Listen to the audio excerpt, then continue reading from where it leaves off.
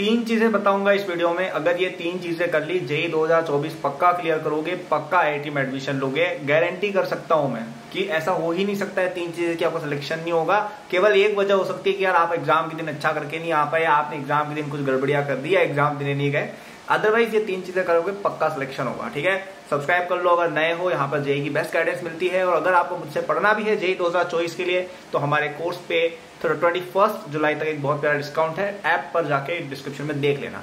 तो फर्स्ट चीज कौन सी है? ठीक है, तीन मटेरियल मैं बताऊंगा, इन तीनों मटेरियल को करना है सीक्वेंस से। ठीक है, नीचे कमेंट्स में लोग लिख देंगे मटेरियल कौन कौन से, उसको पढ़ के खुश मत हो जाना। इसमें मैं एक्सप्लेनेशन भी बताऊंगा क्या क्या एग्जैक्टली करना है। ठीक है, सब चीज सबको नहीं करनी है, तो पूरी ध्यान से देखना।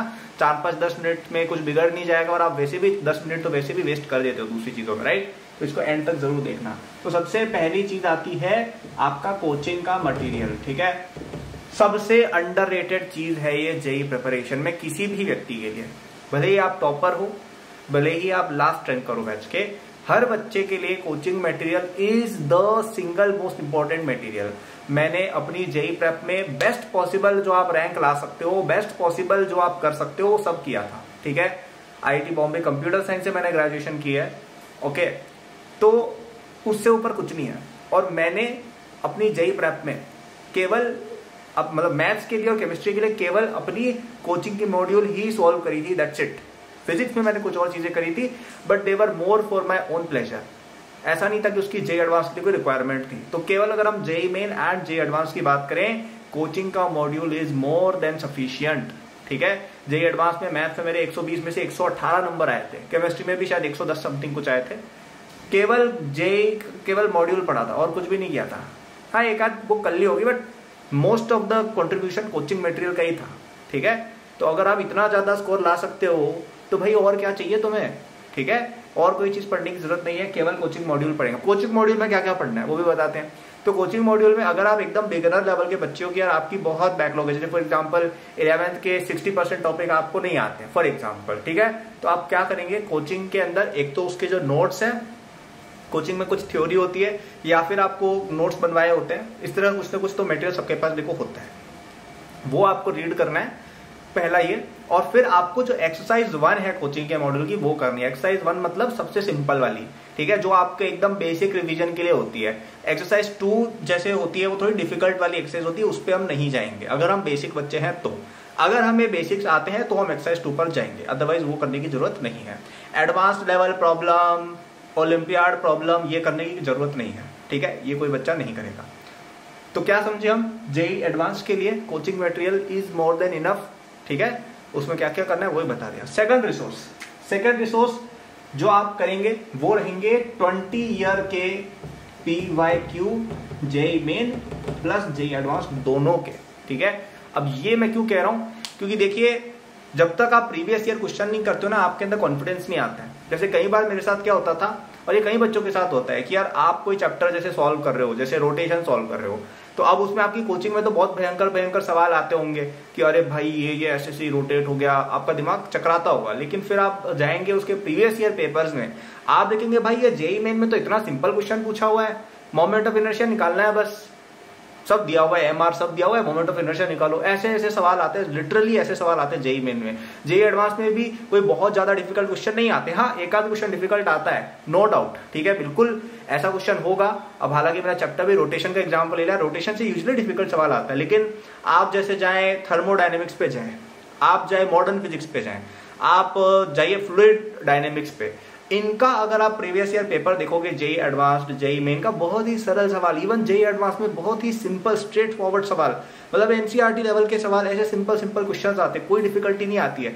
कुछ चैप्टर नो डाउट डिफिकल्ट आते हैं, मैं खुद कह रहा हूं आएंगे, ठीक है, लेकिन वो हार्डली 20-25% पेपर होता है। जेई एडवांस्ड का भी 50% से ज्यादा पेपर सिंपल होता है कि जिस बच्चे को कॉन्सेप्ट आते हैं वो बच्चा कर लेगा। ठीक है, और जेई एडवांस में अगर आप 50% लेके आ जाते हो ना, और बाकी भी क्वेश्चन देखो हार्ड क्वेश्चन ऐसा तो है नहीं बिल्कुल ही छोड़ के आओगे, कुछ तो करोगे, तो 55-60% भी अगर ले आए ना जेई एडवांस में, बहुत अच्छी सीट मिल जाएगी, मतलब 1000 में रैंक आ जाती है इतने पे तो। ठीक है, और एक्चुअली इवन बेटर भी।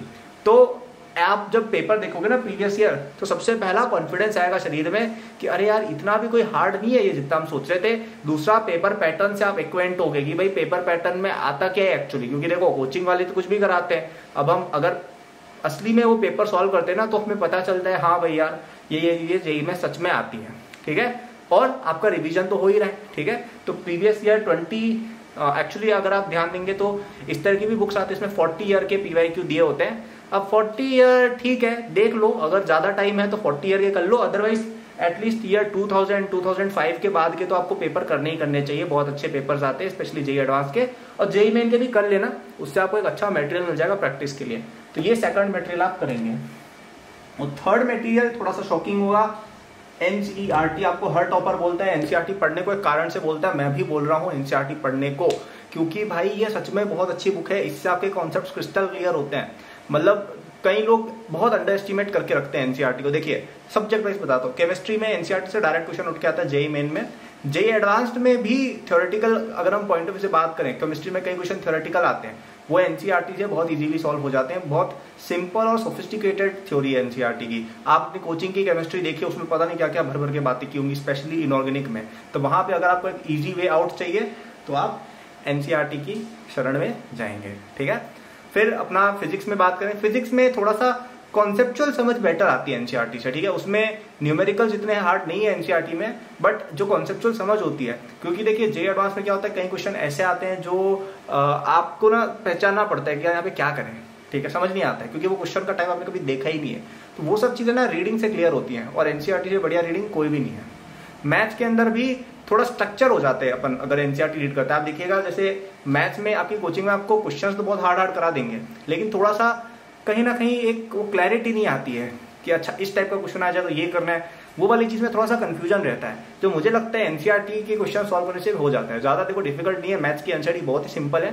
और स्पेशली जो बच्चे स्ट्रगल कर रहे हैं, जिन बच्चों की बहुत ज्यादा बैकलॉग है, जिन बच्चों को समझ में नहीं आ रहा है, आप मेरी बात मानो बच्चों, आप तुरंत जाके NCERT की शरण में चले जाओ, बहुत फायदा होगा, क्योंकि इससे जेईई मेन और CUET जैसे एग्जाम तो आपको तुरंत निकलेंगे, ठीक है। और एडवांस की प्रिपरेशन में भी कुछ हद तक इसकी हेल्प हुई, क्योंकि अगर आपको कुछ समझ में नहीं आ रहा है, स्पेशली कोचिंग मटेरियल अगर नहीं हो रहा है, तो आप NCERT से कोचिंग मटेरियल की तरफ धीरे धीरे बढ़ सकते हो, ठीक है।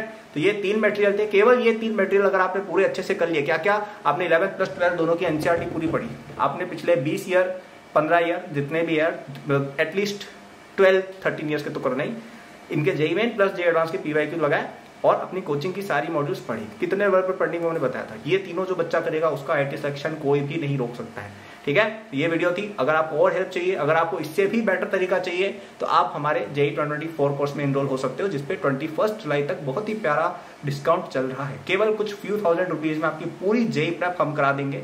आपको सारा मटेरियल डे 1 पे परचेस पे मिल जाता है, ठीक है।